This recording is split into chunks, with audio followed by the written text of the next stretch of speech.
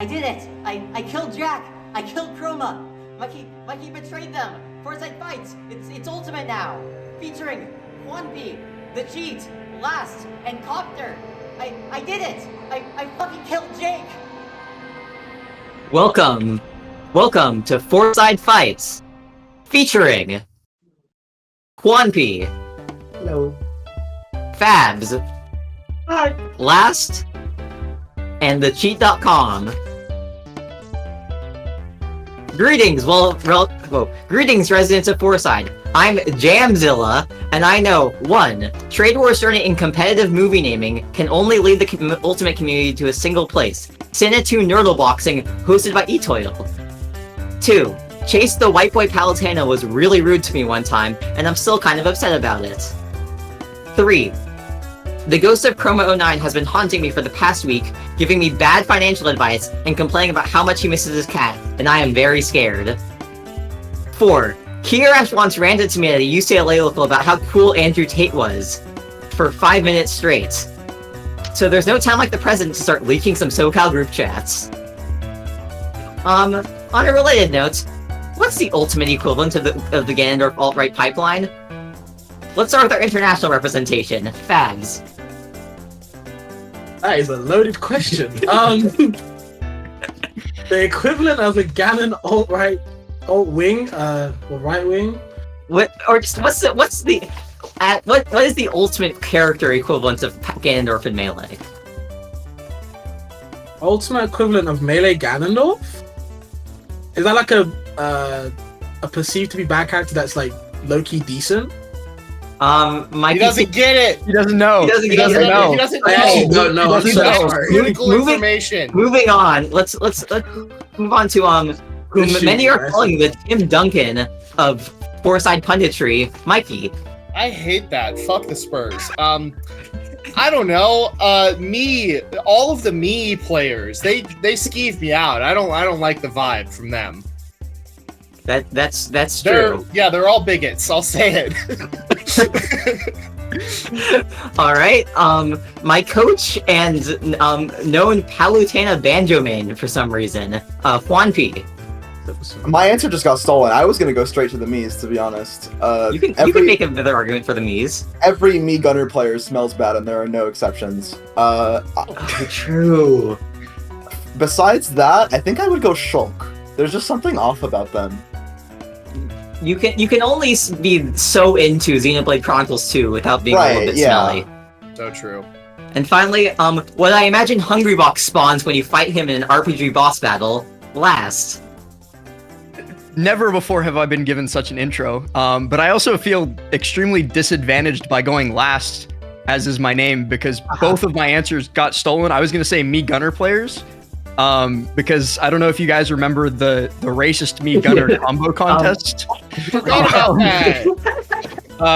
Because I was directly involved in that one. He called me out specifically, and so I will never forget the racist Mii Gunner combo compilation. And then Shulk players, because nobody's that into Xenoblade Chronicles without something being wrong with them.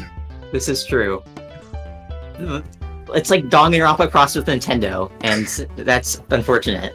I'm glad we came to a consensus.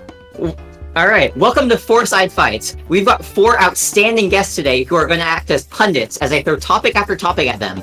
They'll give their takes. If they're entertaining or interesting, I'll give them points. If they're boring, repetitive, or patently unreasonable, I'll subtract points. And of course, I can mute any contestant at any time for any reason. Once again, I am Jamzilla. Let's start with our first topic. The vibes are on last night at Battle of BC. We saw 3 American top 8 debuts in Hurt, Toragiri, and Doramigi, climaxing in Hurt folding Spargo like an origami crane. In response, Zomba tweets that players are, quote, literally throwing by not making a trip to Japan. Is the Demon Child correct? Wanpi. Well, as president of Toriguri Fan Club, I gotta say, the way that NA players fight Banjo is literally embarrassing. They're all terrible at it.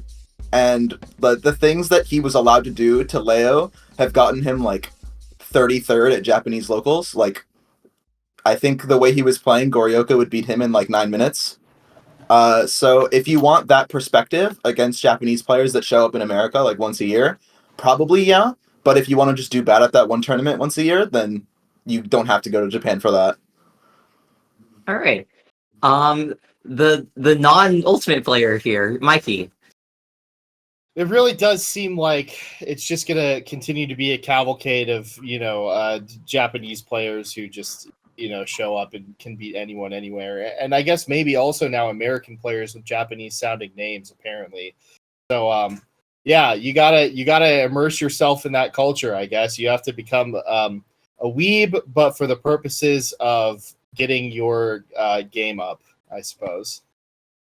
Yeah, the sacrifices we make for greatness. Fabs. I think Zomba is on the money, right? If people know me, they know I love a villain, right? And I feel like Zomba's kind of taking this role, this mantle, kind of correctly. He's correct. Every time I've seen a player go to Japan, they struggle. I remember when we sent you guys sent hello Americans to Japan. They all got washed. I saw Send, I think Lima, Mew all get their butts, slapped a couple times, right? But then, when they go the next time, they do really well. Similarly to EU, right? Flo, before Genesis, Flo, I think went to Japan for like the first time. And he did like decently well. Went to Genesis, beat Hero, the Japanese Bowser. Got some really good results in King Kong, beating Mars. Like, I feel like Japan is like, it's not this comical response that people think. It actually is the power. Zomba goes to Japan for a bit, comes back, wins quite a few things. You know what I mean? And he's correct. Like he's struggling to beat these type of players in Japan, and those same players are winning these events. Hurt came over to NA and had his way with Spargo. I'm not gonna lie to you. I mean, like he had his way with Spargo. How many Japanese players can do that? Akolo was probably looking at that, thinking, "Damn, that could have been me. I'm too busy looking at Roy and Aegis. I should be looking at Snake." So I feel like Japan is the answer. Go to Japan, guys. All right. Do we think that if Japan, if more top players went to Japan, we'd see a change in character representation? Would Spargo go to Japan and realize that Yoshi is actually the way to go? Not Spargo. If you're asking me, Yeah. not someone like Spargo, but I feel like the Roy players would be like, you know what? Maybe I need to stop playing this character. Maybe I need to go up a level. In my opinion, you know what I mean? I wouldn't say like maybe the Palo players would be like, maybe I should go someone more rewarding in certain situations. Maybe Not like that. me. But it's not like the Steve players are gonna be like, damn, I should change. No, we stay the same. You know what I mean? That's Steve, true. those type of characters, the Game and Watchers, they stay the same.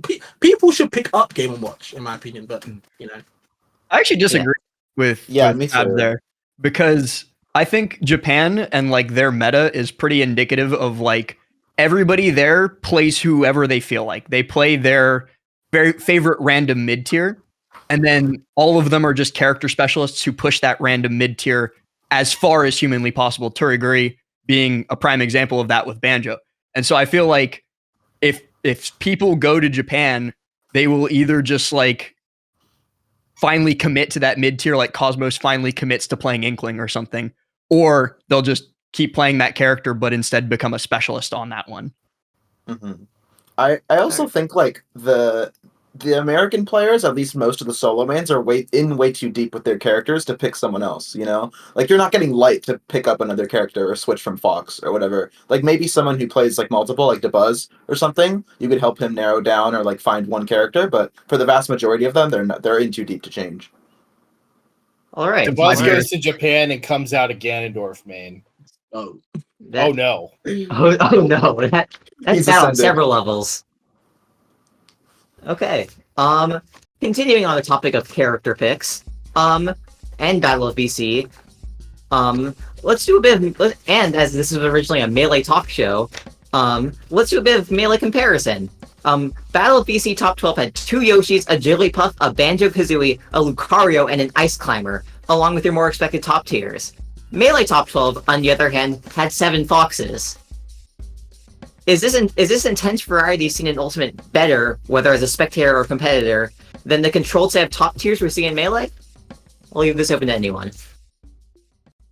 I mean, I think Ultimate in general could benefit more from Fox specifically, because every character in that like top 12 of Ultimate either loses or goes even with Fox. So, Light could have done really well at Battle of BC, but Fox is also really hard to play at a top level in Ultimate, and especially consistently, because He randomly gets messed up by, the occasional Game & Watch, and by occasional I mean becoming more and more frequent. So he's a tough character to play.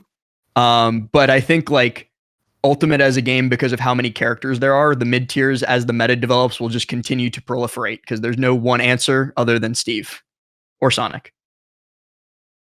Yeah, I think it's also just a question of like what, from the spectator perspective, what you enjoy more, like in the breadth or in the depth, right? Where if you see a matchup in top 8, like Banjo versus Jigglypuff, like most people have never even seen that, let alone at a top level. And then you've seen Fox versus Marth or Fox versus Falco in Melee like hundreds of times in your life. So it's, it's a different taste, but I don't think either one is necessarily wrong or right. Yeah, I was gonna say that thing, but yeah, you go, Mikey. Actually, To go last. Fabs, I want to hear all you the go ahead. perspectives here. Oh, okay. Well, I mean, I can't really speak too much on Melee side because I don't really know about the blip side of that game. But what I do know is that I've only just started watching Melee, right? And I actually started watching Melee first properly because of J-Muck. Just randomly became a huge fan of him when he won Genesis, right? And I've been watching more of that. And then when I do watch Melee and I ask my Melee friends, I see Fox all the time. But it's not a case of like, damn, it's happening again. It's more like, okay. Because I can watch the Melee Fox Ditto a lot, right? I don't think I can watch Light versus another Fox and be like, damn, this is cool. It wouldn't look cool to me. So I feel like maybe there's not enough Foxes in Ultimate only because Light dropped out and there's not really, in my opinion, a good enough Fox at that level to be kind of near him unless you're Kaninabe from Japan, but like Japan ain't gonna travel that much.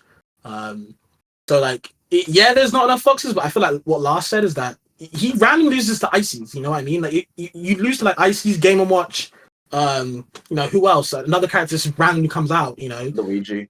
Do you know what I mean? Stuff like that. Like, it's just awful. And then when you've got a player like Light, who's like, I feel like he's such a momentum-based guy, you kind of run into that, and it's like, damn. Like, he lost to Apple the other tournament. Like, who the hell is Apple? You know what I mean? Like, he's a good player, sure, but we're talking about a top 5 player Light, and low-key, that's usually because the matchup is that bad. You feel like when it's like those type of things happen, and it's like, damn, bro, like, Apple might be good, but as a top player like Light, are you really losing to that consistently? You know what I mean? So it's like having to do the big. Like, I'm not a Fox apologist, by the way. I think Fox is broken, but when you have matchups like that are so skewed in your favor or without your favor, should I say? It's just like awful. So I can understand why there's not enough Foxes for Ultimate wise. So Fox loses to random mid tiers, and I can't say for sure losers. I don't play the character, but it looks awful. You know what I mean? Like, if I'm being honest, I've watched Light versus Mia and Meister so many times. I see Light sweating his ass off, rolling up the sleeves, rolling up the imaginary sleeves, and I see Meister and Mia look like they're having the time of their life, and it's even. Do you know what I mean? They just don't look like a good matchup to me, personally. I don't know. Just like doing calculations and circus music playing in Mia's head. I mean, I won't say he's doing calculations, but it looks like he's figuring out what the hell to do when you've got Mia and Meister going, let's say, Avatar mode and just flicking the C-stick for a bit, doing their thing. Meister all of Ultimate is like that. Times. Go ahead. I was like, all of Ultimate is like that. Every single character outside of like the absolute tippy tops, like the top 3 in the entire game, no matter how good they are and like no matter how good their matchup spread is, they have like at least 1 or 2 characters that just put them in the dirt, right? So at the end of the day, whereas in Melee, Mango losing to Fizzwiggle at SmashCon is like an insanely rare occurrence that like shakes up the entire thing. In Ultimate, if Light gets an unlucky bracket, or if top player number, like any random top player who plays one of those characters gets an unlucky bracket, it's just kind of over for them. You really don't want to run to Beast Mode Paul at Genesis. Finally, our only Melee player here, Mikey. What do you got to say on this? I do think there's a beauty in sort of letting things cook and having your top play centralized around, X amount of characters that just kind of, develop things over the course of time, and things happen. Like, Zayn was smacking up every spacey in the world over the pandemic, and then Cody Schwab comes in and kind of reinvents the matchup, kind of makes it look good for him, makes it look like a winning matchup against Zayn. So I do think that that's sort of one of the beautiful things about Melee, and one of the things that gives it staying power is that we've proven that we can develop these things and make it so that they're not set in stone and that no matchup is static forever. It's always dynamic. But for Ultimate, there's always the thought that the next game is going to be coming down the pipeline. So why not just have it be this sort of like fun house of seeing all these different characters, your Inkling, your Duck Hunt, whatever, and have them have a shot at the really good characters. So I think in a way that is what keeps Ultimate fresh, where maybe it won't have the same sort of longevity and meta development as Melee does.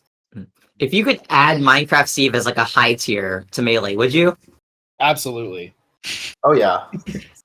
Melee players love Steve. Everyone that I've talked to, They do. Maybe not to Melee, because I've always argued that if like Melee HD comes out, I think that we should just keep everything exactly the same.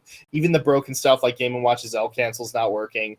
But I would love to see Minecraft Steve in Project Plus, and I guess HDR kind of gives you that. So, all right, I'd play Minecraft Steve in HDR is what I'm saying. they nerfed him into the ground. I don't know if you want. He's really bad. That's fine. He's like in the middle Alright. right now. Actually. He's getting a bit patched from what I've seen. all right. Next up, let's take it from Canada to the international sphere. North America, Japan, EU, which is screw this. This isn't a commentator podcast. This isn't Lights Out. This is Fourside Fights. What region has the strongest top players for 5v5 basketball? Let's start with Mikey. There was a lot of Melee versus Ultimate discourse for basketball, and some fear was struck into my heart by knowing that Send and Big D play. I think having that size is something that is kind of unbeatable. I to be honest, I don't even know who EU or Japan would send in. Maybe Humming Bee has a secret bag, but I think it's pretty clearly NA. Yeah, I think it's got to be whoever gets Big D, right? How about with no? Actually, no. We have to keep the question fair. That U.S. and Canada might be an interesting question. I guess. US Yeah, I was gonna say we'll that, separate yeah. US and Canada. I was gonna say because from what I remember when the Melee Ultimate thing was like being discussed, there were people telling me that like some American smashers, not even just Big D or not even just Central, I say for America, had actually played basketball properly as well. So I don't know for sure. I just know it's not Japan. Because that's the thing, them niggas are not winning. Them niggas are too small. You know what I mean? So none of them are winning. I know that for sure. Like EU might not exactly be the best, but I know I'm not Japan, so at least we're not last. I will put up a 5-point bounty for anyone that can make a good argument for EU. Does like random like actual sports pros play Smash in their spare time in EU? Like, can we get? I don't know. Unless I'm drawing a blank, I cannot think of any like actual sport players that like compete ultimate wise in EU. Here's like my argument. US are taking Le'Veon Bell. I know he plays football, but I'm sure that he could destroy some smashers in basketball. Here's my argument. If you look at Luka Doncic compared to NBA players, do you think that he'd be an MVP candidate? Absolutely not. He's a 6'6" pasty man, very slow, but he just cooks. And I think that's kind of that's something that can be said for a lot of European basketball players. So I don't know. Maybe they just have it, and I don't have the info. But there how could can be we like a bunch of say just by 2-2ers. looking at them? Yeah, like how far down are we allowed to go? Do we just look at European top players, or can we find some like random 2-2er who just happens to be? This is what I was saying. I don't know the EU in full depth. There might be a German little boy that can just Right? Yeah. I think you gotta at least have a comma in your following count. Yeah. How about this? A player. The threshold is would Trade War recognize them? That's the entire breadth of the Smash player base. Well, there you go. That's all of them. That's every Smash GG account. All right. We this question seems to be coming to a close. Going back a few months, en route to winning Genesis 10, Zomba gave an interview in which he claims he's one of the only top players who both isn't a NEET and is in possession of a driver's license. Stating, "I don't take the game seriously like that." Is Zomba right? Do top players need hobbies outside of their favorite children's party game? I'll leave this for anyone. All right, listen. Zomba drove me around at Collision after the Genesis win, and I don't know if he should have a driver's license. I'm wondering who he paid to pass that road test, but there was a step missed somewhere in there. Yeah, I don't know what the fuck Zomba is talking about. As somebody who is on the verge of 30, how is he going to tell me that? Or anyone else for that matter, you know? How the fuck do you know? If I could go back to Zomba's age, I would be fucking no-lifing. It's the one time when you can. Take advantage of it. You're wrong, Zomba. Eloquently put. Juan P, you got anything to say? There's also the correlation between not having a driver's license and being really good at the game. Like, there was some stat, I don't remember exactly, but on like a really old Melee top 100, where something like 13 or 14 of the top 20 couldn't drive, or something like that. And that's an insane number of like American adults that can't drive. So I refuse to believe there's not like a correlation somewhere, you know? Important follow-up. Can you drive, Juan P? Yeah. Okay. Actually, Copter, can you drive? Because you're European, and like. Well, This was gonna be my point, because I feel like context matters. Because like, if you live in somewhere like, in my opinion, if you live in somewhere like France, England, maybe Spain, driving is not important because our transport's like, it's doable. You know what I mean? I can go around all of London wherever I want and pretty, record flat with not too much money. So yeah, I don't drive at the moment. But if I go to America, excuse me, if I go to America, I want to kill myself, because if I go to somewhere like Texas, I literally have to hope that my friend in America can drive, or else I have to play an Uber, or because transport just doesn't exist there for some reason. So I feel like when Zomba's saying you need to drive, I think he's talking to American people, because EU-wise, I don't need to drive. I don't need to drive. I can take a train anywhere I want. You know what I mean? But it is very funny seeing Americans deal with public transport, because, not to go on for a little tangent, but at King Kong a couple of weeks, just a week after Genesis, AK got invited. AK went, and he was speaking about how he has to take I think an $80 Uber, and that's bro.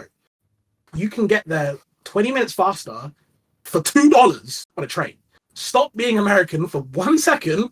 Take the damn train, please. So I feel like when Zomba's saying that, I agree with him that people should get a life. I don't feel like you need to. I'm a disagree. I don't think you need to know live smash. Maybe at a young age, maybe, but like if you're pushing like 25, something like a bit over, you don't need to know live smash. You can still be good at the game. But driving would help in America, I feel. You know what I mean? I feel it would help. And you can drive around to your locals or whatever, So I kind of get it. All right. Anyone else in favor of the Demon Child? I guess to jump back to an earlier point as well, on the fateful Golden Week trip by the 19 Americans to Japan last year in May, I don't know how to describe the disdain and dismay that I felt when I saw unnamed top player converge and attempt to book Ubers when we were 1 minute away from a train station. And they were like, oh man, why are the Ubers $110 here? I'm like, you are in Japan. There's a train right there. It's just painful. I'm seeing more of a problem with top players being American than being no-lifers, which I'm in favor of. Moving on. The end of 2022 saw one of the greatest infrastructure collapses in Smash history. From this rubble rose Luminosity Gaming, a tier 1 esports org that has been throwing its weight around to sponsor the best talent in North America and attach its brand to what feels like every other major occurring this year. Is this involvement a good thing? And more importantly, do you think it will shield us from another collapse at the hand of Big Brother Nintendo? Mikey, you seem like you have a strong reaction to this. It's good, probably, until it's not. And I don't know. Maybe it'll just be good forever. I really hope it's good forever. And I'm broadly encouraged that it seems like most tournaments are getting licenses pretty easily, but I don't know. I really just hope the hammer doesn't start to come down on things like which sponsors we're able to get. I already know that there's a bit of an issue with energy drinks, which is that's a big deal for us. We kind of rely on that for our stuff. So yeah, I think Luminosity, it seems good. It seems like those events have been successful so far. So keep keep going, but don't fuck this one up. Yeah. It'd be great not to fuck this one up like the last one. Anything that lets the EMG boys run more tournaments is good to me. Having been to both Luminosity Makes Moves Miami and Makes Big Moves in New York, both of them are like some of the best majors I've ever been to. And if Luminosity helped that happen, I'm all for it. All right. Fabs, do you have anything to say on this? I mean, I talk to a lot of people just in general that like are part of like sponsors was because I like to get other opinions. Just on like how things operate back when I was sponsored, and I just like to get because I'm a pretty nosy guy. And when I've talked to people from Luminosity, actually, like I know Cruci pretty well. I've never had like a bad vibe from them. I know people were very like early on, like quoting and tweeting them saying, "Oh, you know, they're here to ruin the game. They're like a second panda." For me personally, I think you should enjoy the ride until it ends. And right now, I don't think there's anything wrong with what they're doing. People are criticizing them for their content ideas. I think that's fine. I think what they do is fine. They've hired a lot of people, yep, but that's fine. They've got the money to do so. Until they go broke, I say we celebrate with them. I don't know. They seem cool. Mm-hmm. They've got a good team on them. All people they've hired. I mean, they've got a really good. So like, why not? And I think they're doing things right so far. And they're creating more tournaments too. Like Juanpi said, like Miami, I haven't been yet, but that looks great. Like, I've been to every big moves, and that's great. And they've got even a Let's Make Moves Toronto as well. So they've got like they've got Gommel in May, and then they've got another Toronto like major coming up in September. So I think it's pretty cool to see personally. Those are some of the worst YouTube shorts ever, though. Coney's putting them on his back. Crime. A wise man once said, "It's not a eulogy; it's a heist." Last, you got anything to say? I guess I'm pretty heavily in agreement with like especially what Mikey said is that like it's good until it's bad. So like even if Luminosity is Panda 2, we should get our bags while we can, and then once they collapse, we go, oh no, okay. Next VC funded company. I will say I do think it's encouraging that they are working so directly with people who we already know can like run good events. I think that's a really big plus. And also I think that while there are like additional events that have popped up on the calendar, it's not like an oversaturation to this point. At least it doesn't seem that way, which I think was kind of getting to be a problem. That unfortunately got solved because a lot of people just aren't able to run tournaments anymore. So in that environment, adding a couple more tournaments, I think is good. All right. Next up. So far this year, moving back to players. So far this year, MKLeo has won French Major King Khan over Spargo, Bloom Forever, and a spattering of the top 50. This year, he has also lost to Torigiri, Gact, and Titan, a 4-tour Ken main from NorCal. My question for you is, what the hell is going on? And how should we expect Leo to perform this year? I mean, he retired today, so like it's over. Like he's. Wait, what? Wait. Did you not see the? It was an April Fool's tweet. Yeah, he's not gone through, but it was funny. I guess I can take this one to start as somebody with a little bit more insight. I think it's like Leo has even himself said that it's like it's not that he's doing worse or playing worse. It's that like everybody else finally got good enough to like start challenging him, because at the beginning of Ultimate he just got better faster than everyone else. And so like it's either going to be things continue as is, or Leo finds the next level. And I think that's kind of more so up to him because he's been focusing more on content. He's not been practicing as much. But if he decides that he wants to attempt to get back to the tippy top of Smash Ultimate, then he's just gonna have to put the work in and see if there's like the next Super Saiyan level. Right. So you're saying that he was inevitably going to drop, but his drop from top 1 to top 15 is from sort of less passion towards the game?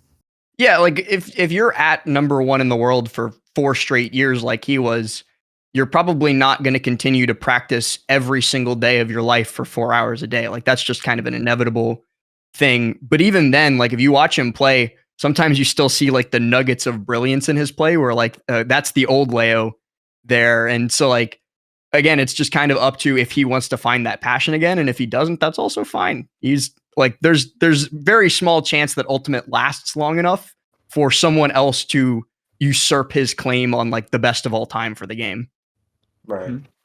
I also think like the version of Leo you see like changes a lot depending on who he's playing against. Where like that's the reason he won King Khan over Spargo, right? Where that's someone he's really comfortable with, and that's someone that's like ultimately trying to play a fighting game at the end of the day. But someone like Toriguri, who like presents himself as a puzzle to be solved instead of playing Smash Brothers, I feel like Leo struggles a lot more against that style of player. Babs, what do you think? I mean, if we're going off the topic question, right? Is MKLeo bad? Obviously, he's not bad, right? As someone who's done the most of like, retweeted the funniest jokes about how Leo is comparable to Cars 3 or Cars 3 whole thing and all that stuff, I don't think Leo's bad, right? I think he's a godlike player. He's also a cool person. I just think personally, as a spectator wise, that his character choices are bad. Apart from Joker, right? I literally hate all of his other character picks. I don't know who he should use, but I hate the Byleth. I've been hating on that since day one. When all of his fans called me a hater, they all called me a hater. I said no, that character's trash. Byleth is so from bad. day one, I said Aegis is not. It's not exactly not for him, but it's just not Leo, bro. It's just not a Leo character. I always tweet it out. Please put that character away. It's not for you. Byleth isn't either. The Joker was cooking, right? The Ike was only because he was ahead of the curve. If people had caught up to him early on, that Ike could have been put in the bed like RNA, but it's not, right? It was cooking people. The Joker for me only is Leo, right? When he plays Byleth or whatever, I don't even sleep. I literally turn off the stream, and it's not because Leo isn't a brilliant player. He is just boring as hell, and that character's boring. It's just annoying. But anyways, I don't think Leo's bad. I just think that he even tweeted himself. He's done what he needed to do, right? He grew up in not exactly the best area. He got enough money for his family. He balled out. He did his thing, got the big W. His family got the big W.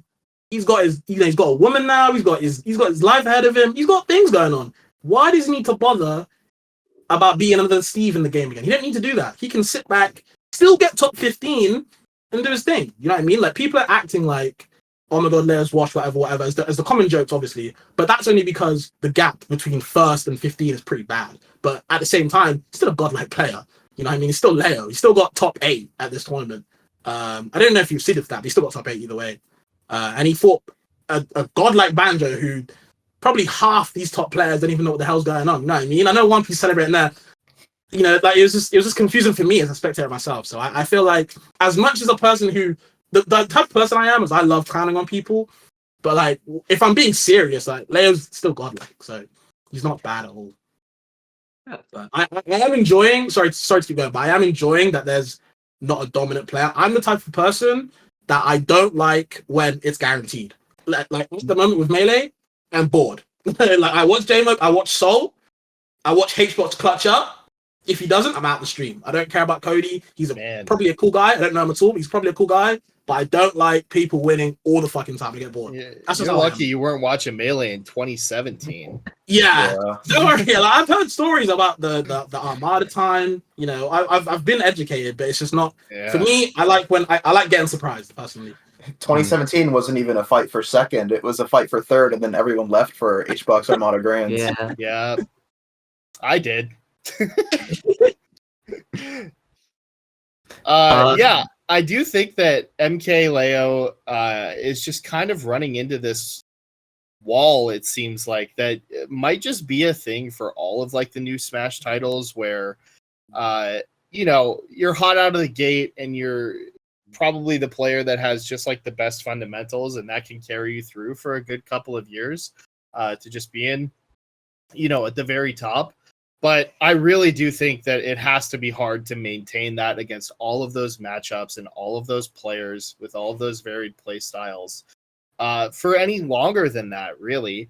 And so I think that it's just kind of this natural phenomenon of Ultimate being a more matchup focused game, I guess, rather than something where you can just rely on your very good game mechanics and, you know, and fundamentals to carry you through. I don't know. I could just be smoking weed, and he could just turn it back on at any point and win whatever. And that would be cool if that happens. But it seems to me like that is just kind of what happens when you have a roster of 5,000 characters. That makes sense. Juanpi, as our resident pro, what do you think? I do agree with the sentiment that like Leo benefits a lot from like kind of intimately knowing the matchup, whether that's the character or the player. So in like late game Smash 4, he's fighting Bayo, Cloud, and then like maybe like 10 other characters max at any point, right? But with the amount of knowledge checks that Ultimate throws at him, I feel like that little bit extra that he's got doesn't really get to come out because he's not like fully aware and fully confident about what's going on the same way that he would be when he fights like Spargo or Gluto or someone that he's like, super ready for in that way.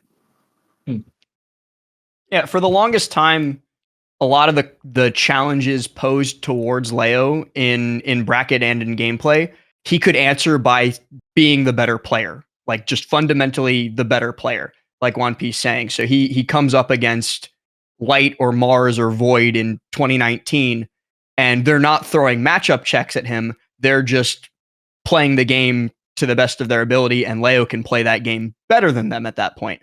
And so he can win. But now in 2024, he comes up against Toriguri's Banjo, and like Wanpi said, Toriguri's doing stuff that would get him 33rd at a Japanese local because all those people know the correct answer to those matchup checks. But the correct answer to those matchup checks isn't play better, it's do this specific counterplay. And that counterplay is stuff that Leo doesn't know because the game has 1 billion characters and it's very difficult to know all of those things.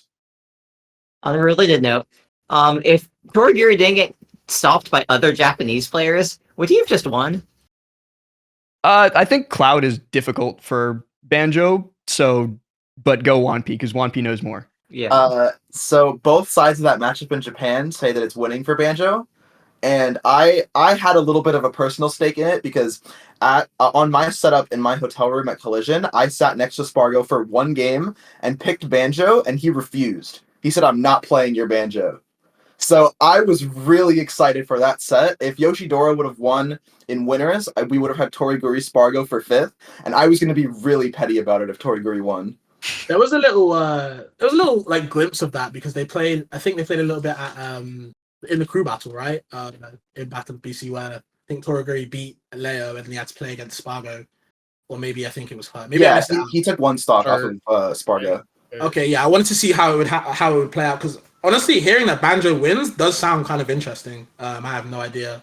I think Toriguri would have gone far though. I don't know how far he would have gone against other American players. Again, like the matchup checks coming on, obviously happen a lot. So it's kind of like are you up to the task? It's not like Leo's playing 20,000 the buzzers. No offense to the buzz, but it's like something different. Juanpi, do you handle Toriguri if you play him in bracket? So at the pre-local, Chag asked me how do I fight Banjo, and I taught him how to 3-0 Toriguri in like 3 sentences. So I would be very confident. All right. You could have saved NA. You could have helped. Me. Moving on. After Liquipedia stole my idea for this topic, but we'll keep going with it. We've had a whirlwind of results this year, with our first Luma Rank Majors featuring 9 different winners, and Hurt, Tweak, Spargo, MK Leo, Aquila, Mia, Shattuck, Zomba, and Light. With these absurd results early in the season, who do you have rising from the pack? And who do you think is going to fall out of contention to be stomped by the rest of the top 100? Whoa. I think we all got to make fun of PTAS at the very least, because he tried to stir up the 4 horsemen narrative on Twitter. Oh yeah, I was so tired of that. It's so incredibly incorrect now. So that lasted a good 2 weeks. I was so happy that died. I hated that whole thing, spamming on my timeline and people saying, "What do you think of mine?" I was like, "Bro, I don't care about no 4 horsemen. There's no 4 horsemen." Every Melee person is just always searching for a new 5 gods narrative at all times. That's all we do. Yeah. My answer is why not Base Mage? Puff sucks. Base Mage made a top 8. Base Mage also got like that. That goes ball's back to the rolling thing that I was uphill. talking about earlier, where like random mid tier sometimes just gets the god bracket. Base Mage got really good matchups through that entire bracket, and so he came through. We'll do a very generic Edwin Budding rankings question. Who's your read for number 1 3 months into the year? Sonics. I think so too, yeah. It's hard to say. It's hard to compare Sonics to Akola, who would probably be number 2 right now, because Akola hasn't been to the US this year. But besides that, I would say Sonics. All right. I think Akola's in his training arc, though. I think personally, that's why he's not gone to US so far, because I feel like he doesn't think he's ready yet. And He's been also a playing, school like, child. yeah, I mean, Yeah. he's also going to school, yeah. I feel like he's playing like his other characters, he's been playing Roy and Aegis. I still think he needs to put them to bed, and just pick up Steve. You just hate Aegis, don't you? Summer Break I hate Akola who? is fucking that hedgehog up. I'll say it. I just Well feel said. like, I don't know, man. Steve's not enough for him. I feel like he needs Snake too now. Just from what we've just seen Hurt do to Spargo, I know Akola's like, damn, I can do the same thing. I just need to jump on Smashmate or whatever it's called and grind it up. Will we see the return of the DK? As many no. clouds say that it's a good matchup. I've literally been saying DK does really well against Cloud and Sonic. Those are two like his only 2 good top tier matchups. And Akola beat Kome with DK. Like his DK's raw as hell. So if he's struggling with Cloud and Steve, I don't see why not. Last, speak on this.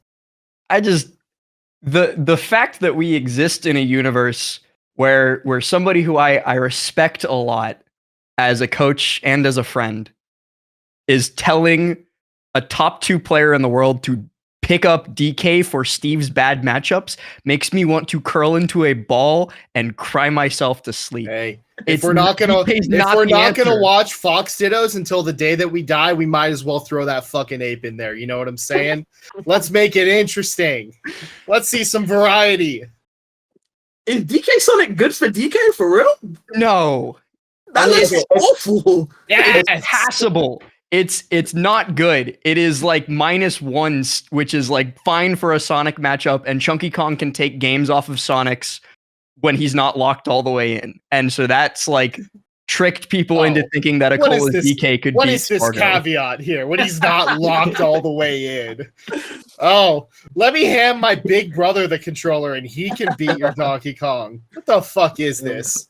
It The works. thing is, though, that Chunky has still not taken a set from Sonic's. Everybody's touting DK as this is the solution to these meta top tiers, but it hasn't worked. Yeah, I'm not. He's still losing the set. I'm not buying it. That Summer ape Break sucks. Cola.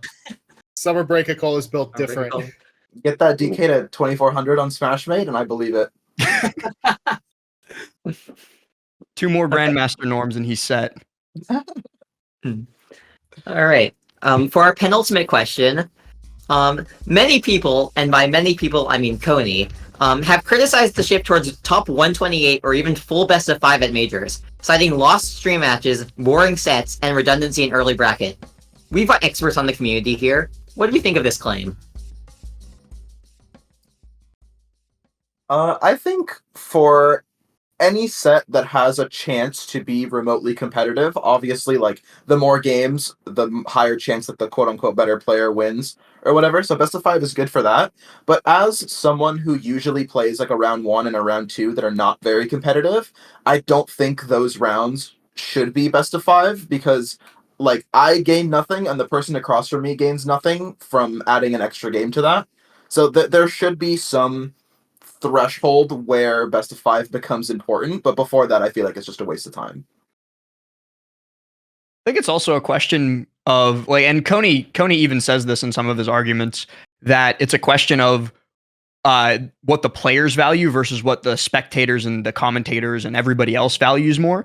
Because the players, like Juan P was saying, any set that's remotely competitive, the players will want it to be best of 5. But is that necessarily what a spectator wants? Like if Juan P is my favorite player in the entire world and he's facing off against Spargo in round 1 of top 128, saying a best of 5 is more likely for the upset to not happen. What if, as a spectator, the upset is the more interesting story, usually, right? So having a best of 3 in that round, Juan P might be more likely to upset Spargo therefore create better content for the viewers to watch, create a better narrative for the tournament because now Spargo is going to be on a loser's run and so on and so forth. So I think it's a question of like, are we catering to the players or are we catering to the spectators? And personally, I think we should usually be catering towards the players. That very argument is why I think a lot of people do want best of five, though, is because I've seen so many people online and offline complain like, oh my god, I hate the upsets. It's so lucky, the cheese is blah, blah, blah. So we really want best of five. And then Cat's like, cool, okay, let's do best of five. It just feels like no one's ever happy. You know what I mean? No one's ever satisfied. Yeah. I've never seen so many people now come out the woodworks and be like, you know what?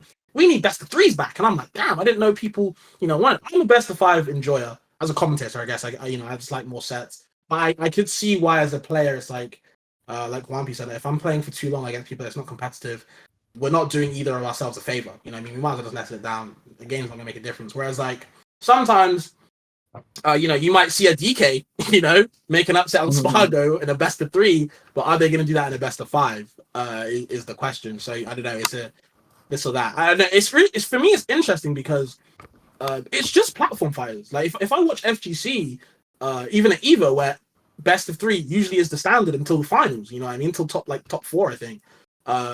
Which is interesting to me. And then like they're fine with that. They're cool with that. But obviously, different game, different pace, of course. With a game that takes as long as Ultimate, not even Melee, Ultimate as well. People can get bored. And then when you think of like time constraints with like EU, because obviously with Battle of BC or best of five West Coast, EU people were killing themselves trying to watch, finals at like 4 or 5 a.m., maybe even longer. So things like that can come into play. But even with all that said, I'm a best of five fan, but I'm not a player, so it doesn't really like Lars said. I feel like players should be considered more in that situation, and I feel like that could skew through things. But it's just weird to me how everyone last year was like, "Yo, Act is the GOAT, best of five for everything. Oh my god, I love it. Can't wait to come to this tournament." And then now this year, everyone's like, yo, best of three has to be the answer. Best of five is too long. I'm tired. I'm this, I'm that, I'm that. So it's like, what do you really value? Do you like the cheeses or do you not? I like the cheeses, but I still want best of five. How about our resident TO? What do you... I'd say I disagree with Wampy's point that there's nothing to be gained out of like pools matches being best of five. I think that from a beginner competitive mindset, like I want as many shots as possible against good people, even the ones who are going to smack the shit out of me, as I can get. I think usually this isn't really a stream problem for pools. Usually the problem for pools is that you actually don't have enough content. You don't plan out enough stream matches. And so at the end of waves, you're trying to like scramble to find anything that's still happening and not already being played off stream to put on stream, and avoiding having like 20 minutes of downtime. And so I think from that perspective, best of five doesn't take up that much more time that you're having to make your like waves longer necessarily, as long as you have enough setups. I know we're kind of getting into the nitty gritty of things here, but from that perspective, I think it's actually, really good for new players. Maybe a bit of a pain in the ass for top players who have to sit there for a little bit longer. But I don't know. I think at the end of tournaments, when we get into top 64 and top 8, I think we kind of have to just defer to, what the players feel is the best format and schedule accordingly. I do think that for a West Coast tournament, having anything aside from top 8 or top 16 with some overlap is kind of like out of the question for running, unfortunately. It's just a nerf that the West Coast has over, when compared to East Coast in Europe, where we're just going to take too much time. So I do think you have to take that into account when planning your schedule. But I think best of three is, I think it's a little bit scuffed. And I think that we should value competitive integrity and run best of five as much as we possibly can. All right. Anyone else have anything to say before we move on to our tiebreaker? I don't know. I think our TOs are a little bit too set in their ways too.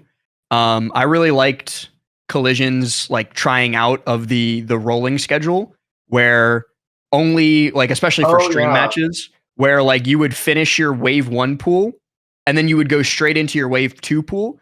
Yeah. And then the next wave 1 pool would run while that wave 2 pool was going on. So like Wave A singles would be in their top 256 or wherever and be on stream, while Wave B pools would be in their round one. And like maybe it's a little bit bad because it decreases the likelihood of like an O2er getting on stream and getting a VOD to study. But other than that, like as a commentator, that was nice because we were only getting like the higher quality matchups. And I also think that like for the players, it seemed like most of the players were pretty happy with it because they got to just like blaze through the earlier rounds without having to worry about waiting 20 minutes to play on stream and then 9 stock Little Timmy. And so like I think Collision did a really good job trying out that schedule. I think there are always improvements to be made, and maybe even like I don't know. Again, I think TOs are too set in their ways. I think that like shout outs to Coin in the Midwest because they're always trying some weird shit with brackets. I know that's mostly a Melee thing, but I really like the experimentation that they do with bracketology because I think that there's a lot of good stuff that we could take and apply on a larger major scale. I will say too, I do wish that top players would be a little bit more willing to experiment with stuff like this so that we can actually, instead of just talking about what would be better, try it out in tournaments, because I think the fear when experimenting like that is always that you're going to like lose top player attendance for your tournament because you're trying to do something that's wacky. I like that schedule too. It's a little bit it can be a little bit intensive, especially if you're running round one pools on Saturday, because then people play, maybe even from round one pools all the way up to top 8 on Saturday, and that is a lot of game to play. But yeah, let's get custom. Let us fuck around. If you want to run an all best of 3 tournament, do it. And I think top players should show up to that just to see if it's good. Yeah, I really liked Collision as a competitor because I think my wave 1 was at 4 and then my wave 2 was at 6, which to me is like really ideal compared to like my wave 1 pool being at 10 and then my wave 2 being at 6 is like the worst case, like as a competitor. Like if you want to be hot all day, I was like it takes so much more energy to warm up twice than warm up once, I was gonna say, speaking on from what she said, like it's kind of crazy how when people say like we should just be, well, top players should just like be more like fun to experiment. But I think the attitude is like, oh well, we're 5 years into Ultimate, why do I need to experiment? We're already done. But I feel like it should be the opposite, where like, well, you are 5 years into Ultimate, and the stuff that you've done is still being challenged a lot of the time. So why not be like, hey man, try some things out? Is what I would say. And going back to the best of 5, since that's the topic, going back to it is that in best of 3s, I've seen a lot of time where people might win 2-0, and then I've seen a lot of time in best of 5s, I've seen so many 3-2 comebacks. When people were 2-0 down, and I've seen stats so many times, especially yesterday. I saw a lot, just in top 24, I just saw a lot of just people coming back from 3-2. It is very interesting, and I feel like, well, it comes back to the whole integrity thing, because like that wouldn't have happened if we didn't get the best of 5. If we just best of 3, we wouldn't have got that whole storyline. So when people do talk about storyline for content wise, it can be in the form of best of 5 as well, not just best of 3, I guess. All right. Anyone else got anything to say, or should we move on to our tiebreaker? All right. It's finally time. Per Fourside Fights regulation, everyone has a chance to participate and win. But currently, Mikey has a slight advantage over Last and Fabs, and Fabs and Last have a slight advantage over Juanpi. So you'll have to perform better punditry relative to that.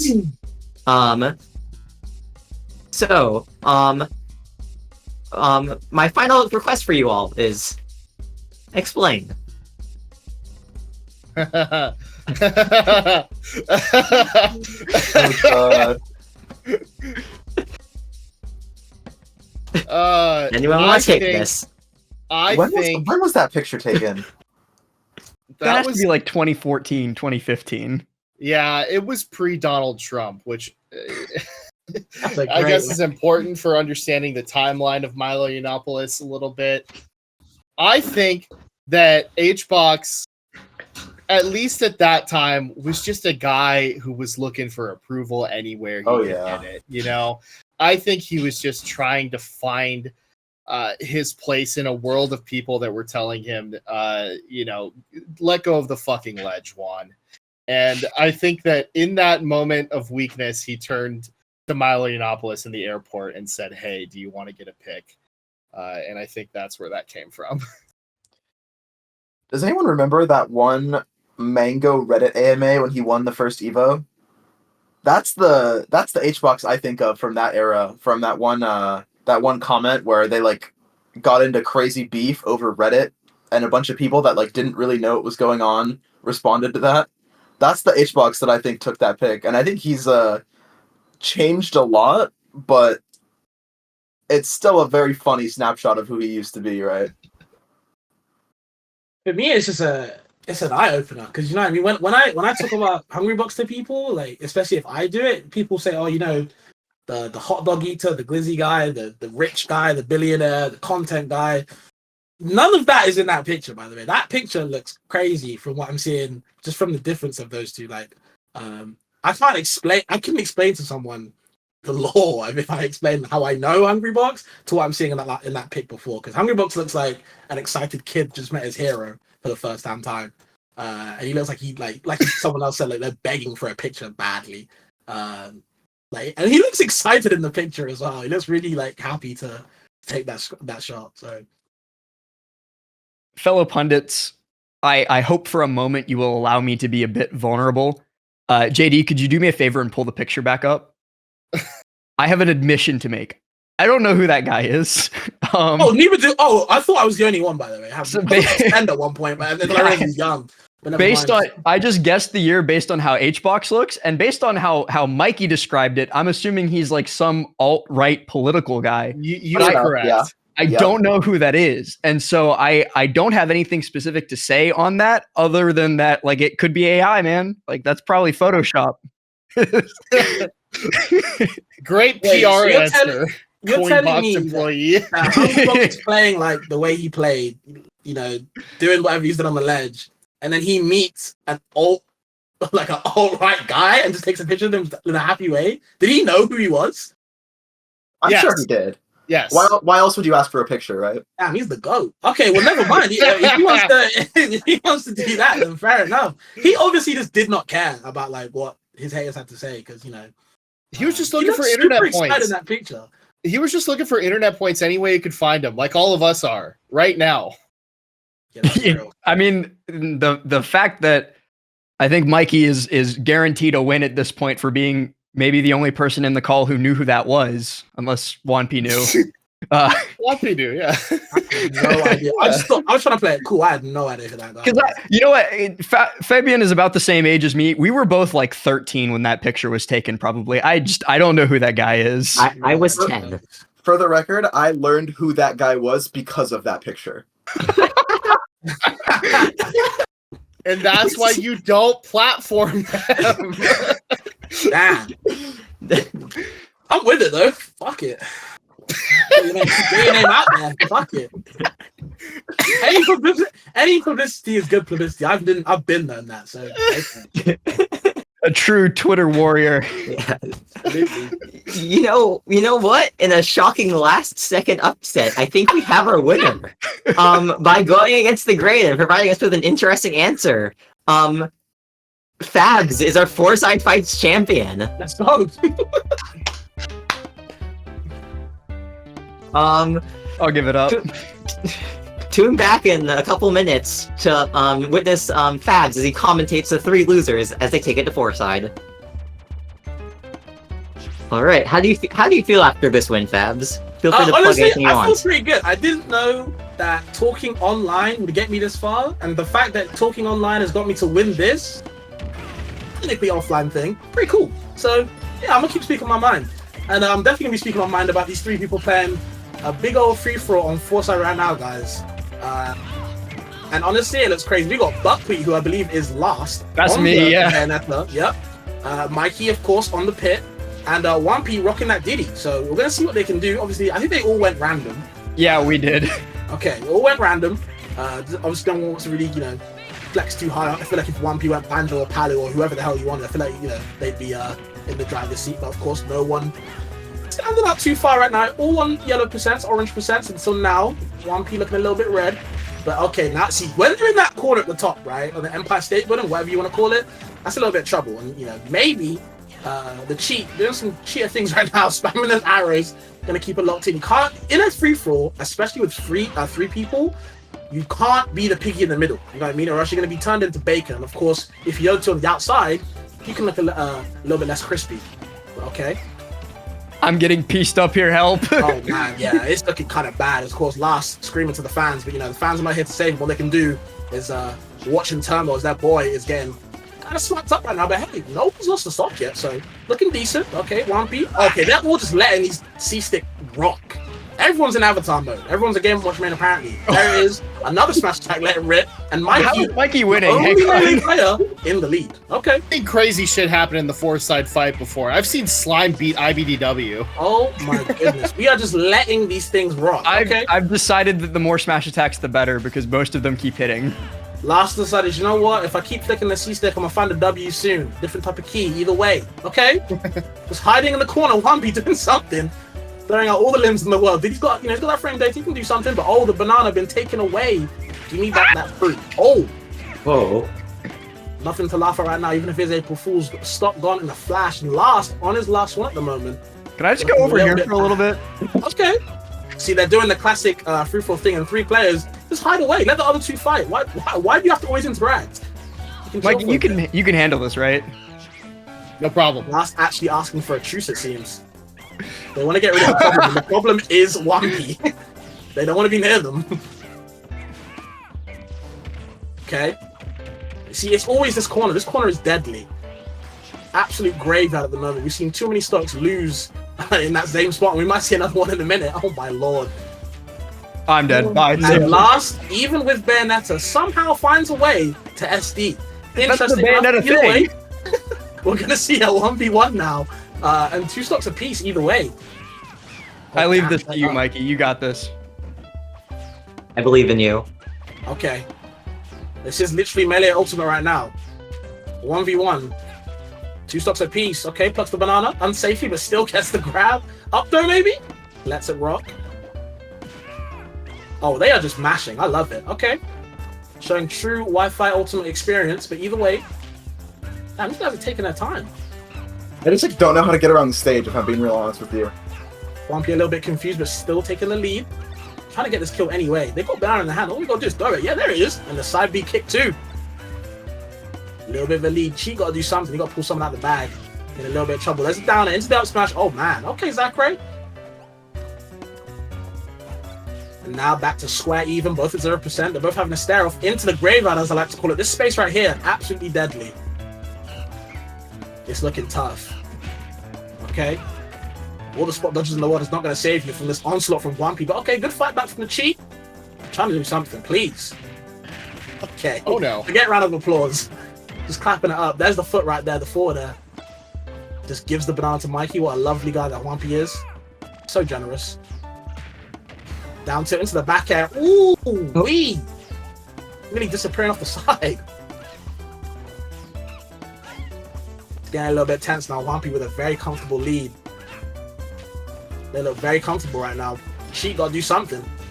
Okay, just browse into the... Okay, mix. We got mix. Big up smash right there. The side B, okay. Has to tech. Vital tech from 1P. I'm liking the abuse of the wall thing, but not really doing too much for them. But okay. Now you're in trouble though. Getting caught in the blender. 1P has to fight back.